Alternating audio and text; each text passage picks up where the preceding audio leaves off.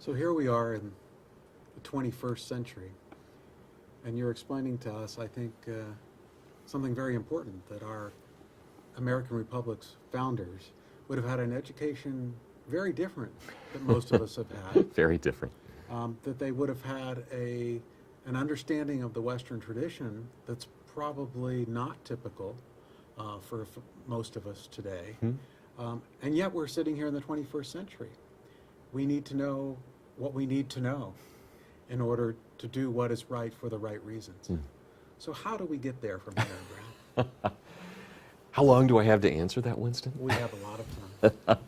Let me put it this way, and we brought this up earlier, but we would never expect to change society, at least we shouldn't expect to change society, with a law passed here or there, with kind of the arguments that we see on the mainstream news today that are just, in a sense, they're violent. They're violent in not only their tone, but also in just how nasty they can be in their shortness. And I say that because we're not going to change the world with those things. We're not going to change the world with a pamphlet. We're not going to change the world with a bumper sticker. It's not going to happen. And I think that if we look at the greats, we're talking about 4,000 years of conversation here. These things don't change overnight. And we're not going to come up in our conversations today, we're almost certainly not going to come up with an idea that has not been seen under the sun before. We're going to talk about old ideas. And one of the things that the founders do extremely well is they bring up very old ideas, but they make them palatable to their generation. They make them understandable to their generation. They make them worth dying for to their generation. And that's hard. If we're going to take Thomas Jefferson at face value, and I think we have to, then we have to say there is not an original idea in the Declaration of Independence. And yet, that document not only moved a generation to fight against a tyranny that was really, by our standards, not a huge tyranny. We would never put George III next to Stalin and say, these are the two terrible figures of the last 300 years. We couldn't do it. We'd be absurd if we did something like that.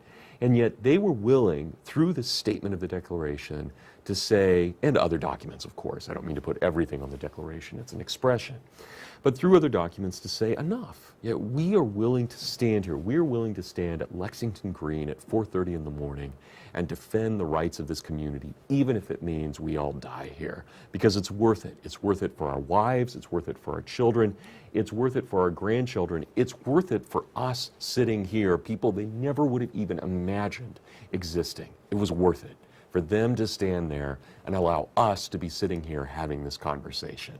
Again, even though we weren't specifically in their minds, they were thinking not just of themselves, but of all those who had come before them and all those who came after them. Should it surprise us that when we look to the great revolutions of our day and age, at least in our lifetime, when we look back to 1989, as your wife Barbara Elliott has shown so beautifully in her own book, Candles Behind the Wall, that what they turned to were timeless truths, truths rooted in the Judeo-Christian tradition, truths rooted in Thomas Jefferson's Declaration of Independence. Should it surprise us that when the Chinese, though failed in 1989, protested in Tiananmen Square, they weren't holding up pictures of Confucius. They were holding up pictures of Thomas Jefferson. They were holding up pictures of the Statue of Liberty. Not because these were some kind of American nationalists rioting in Tiananmen Square, but because these things touch upon universal truths that matter, whether we are black or white, male or female, Greek or Jew. It doesn't matter. Right? These are things that matter. They matter throughout time. And so part of what we're doing here today, Winston, part of what all of these authors of these wonderful books we have in front of us, part of what they are trying to do is not come up with the solution for all things. They are trying to say, what have our ancestors done right as well as wrong? By what standards do we judge their actions? We should never claim everything they did as good. That would be as absurd as throwing out everything they did as backward. We can't do that. Instead, we study them, we talk to them, we converse with them, and in those conversations, we discover things that are timelessly true, not necessarily in the way that Aristotle would have recognized, because he's not a man of the 21st century, but he is a man. And therefore, as a man, we can speak to him whether we're speaking across thousands of years or a couple of feet across a table. So for this universal man, this Western man, this man who conserves the best of civilization, what is the purpose of human life? Why are we here? Well, I think, I think we should hold off on that a little bit, only because those are conversations that I think we'll have when we think about what it means to be human. But I will say that whether we're looking at someone such as Plato or Aristotle, or whether we're looking at one of the American founding fathers, or we're looking at someone like Russell Kirk, the primary question is always, what is the human being? And this is the critical question. It's a question that the murderers of the 20th century, the fascists, the National Socialists, the communists, not only forgot to ask, but when they even thought about the idea of the human person, they thought only of us as material to be used for their own ideology, for the sake of their state, for the sake of their own political purpose. And this is contrary to the teachings of Plato and of Aristotle. It's contrary to the teachings of the greats of the Western tradition. Not that Aristotle had a perfect understanding of man, but neither do you and neither do I. We don't have that understanding. We struggle. And so if you ask this question, Winston, which is the perfect question to ask, what is it then that we're trying to accomplish? I would say, not to dodge your question, but to answer it in the most succinct way possible, we are trying to discover what it means to be human. And that, again, applies regardless of whether I'm white or black or Jewish or Christian or atheist.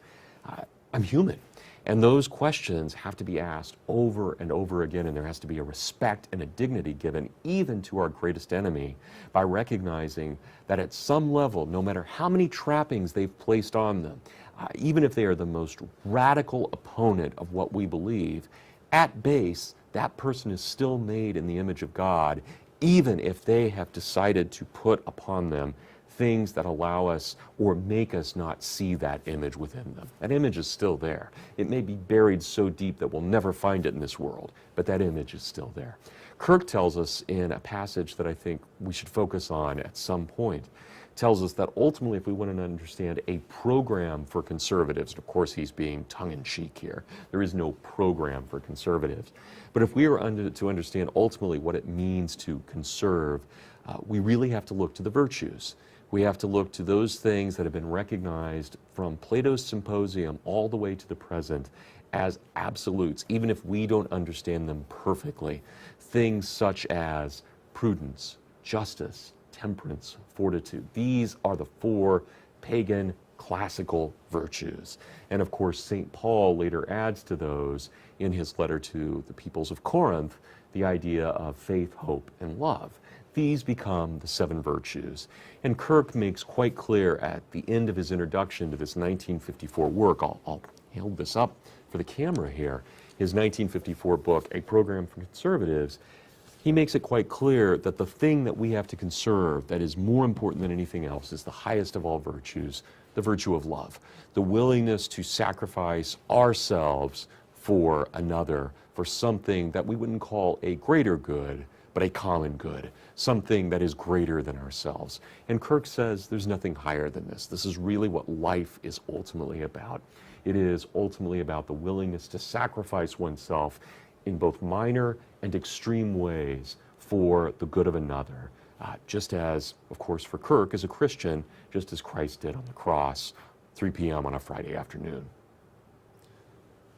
Well, you're taking us across a wide breadth of information here. You did ask. And yes, I did. And I guess there might be some who are watching this conversation who would say, well, this is great. I'm trying to figure out who to vote for. I'm trying to figure out So important questions. Where to send my kids to school. I'm trying to figure out whether a particular service should be offered by a private group or a local government, a state government, or the national government. I don't understand all of the Western tradition. I don't necessarily have that background and knowledge. So we have to help them get from where they are to where you think is a good starting point for understanding the Western tradition and conservatism, which you've been explaining to us. Do you want to talk at this point a little bit about the West and what that means? The meaning of Western civilization as a whole? Well, there's a lot to think about with your question, which is, of course, a brilliant question, Winston. How do we say that this really matters? How do we explain, I think, that these ideas matter? And I would disagree with one thing that you said, or at least the emphasis that you put on it. I would not say that people are unaware of these things, or that when they're going into the voting booth, they're not taking with them these ideas.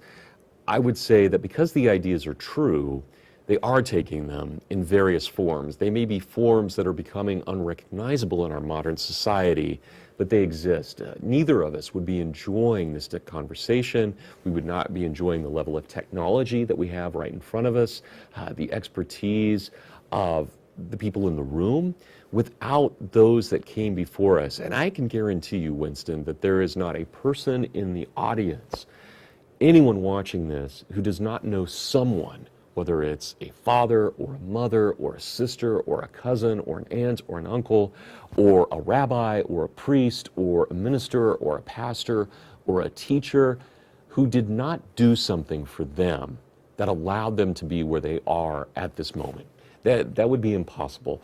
No one has gotten to where they are. Any reflecting person will recognize that they exist now and here because of those things that have been given to them at some point or various points in their lifetime. That, to me, is the ultimate exam in life, to recognize that, to recognize the sacrifices that, for example, no one who's watching this has ever heard of. My grandfather, the kinds of things that he made out in western Kansas during the Depression. He'll be forgotten to history. Maybe in Kansas history he'll be remembered as a footnote at best. But I wouldn't be here without him. My kids wouldn't be here without him. My grandchildren, I have no grandchildren, but my grandchildren, when they exist, will not have been here without them. Would be here without him.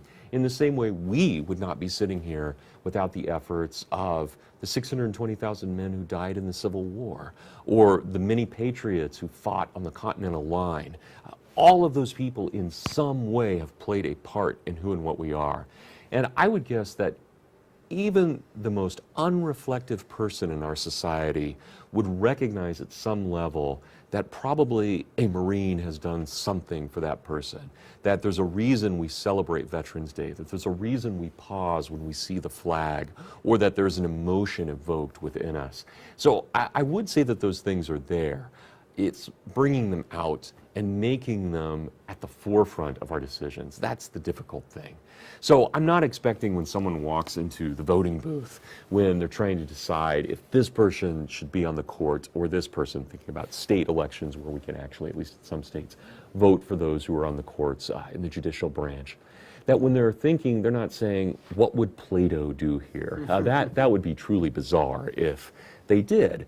But I do think that there should be a recognition that at some level, those ideas that have been handed down to us have to be given to all through various forms. Let me give you another example, Winston. An example that I think maybe is prevalent, and that is, it doesn't matter when we watch a TV show or a movie if the director and the actors are left-wing or right-wing or wherever they may be. My guess is that there is a universal quality to a hero, whether that hero is expressing discontent with the U.S. government or with a communist regime or with a corporation. It doesn't matter. For the story to be told, we have to look to a hero, and that hero is almost always, now there are movies that counter this. In the 1960s, of course, there were lots of anti-hero movies, but notice who likes those? Not the general public. Right? The general public wants their heroes to fight against odds. They want their hero to win in the end, but not without struggle. And it's the struggle that defines the heroism of the person. Even if that person is fighting for the wrong thing, we in the audience like the hero because the hero is struggling. We appreciate that. And so, now that's not always true. I don't want to suggest that in every movie that's the case. But generally in the drama and the things we want our heroes to struggle before they win. There's something virtuous in that.